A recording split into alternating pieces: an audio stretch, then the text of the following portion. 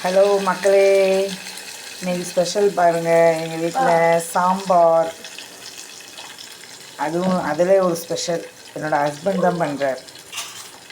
இந்த குக்கரில் வந்து தாளிச்சிட்டாங்க.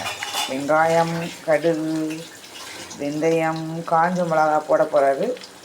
கருவேப்பிலை எல்லாம் போட்டு தாளிக்கிறாங்க.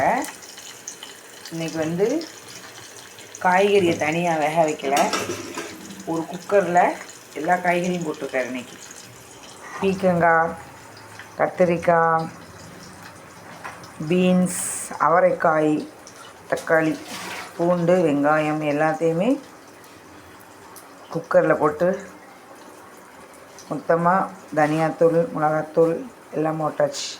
போட்டு மிக்ஸ் பண்ணி வச்சிட்டாங்க. இப்போ இந்த எப்படி பண்ணுறாங்கன்னு பாருங்கள்.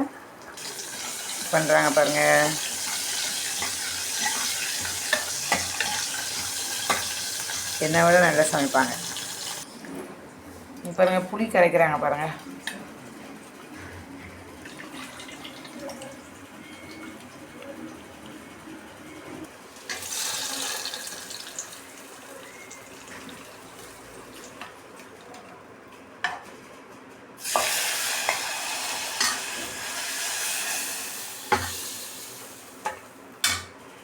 இப்போ எல்லாம் முடிஞ்சிச்சு.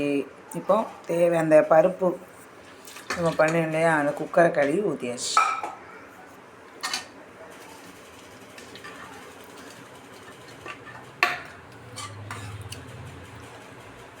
இப்போ டேஸ்ட் பண்ணுறார்.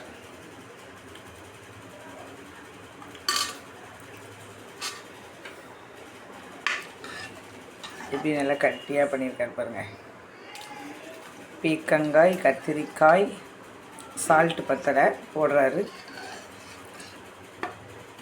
சூப்பர்பான பீக்கங்காய், ஒரு கலவை சாம்பார், எல்லா காயும் போட்டு பண்ணியாச்சு. சைடிஷ் இன்னைக்கு அப்பளமும் சூப்பராக பொரித்து விட்டார். White rice, pappadam, sambar. சாப்பிட்டு பார்த்துட்டு சொல்கிறேன்.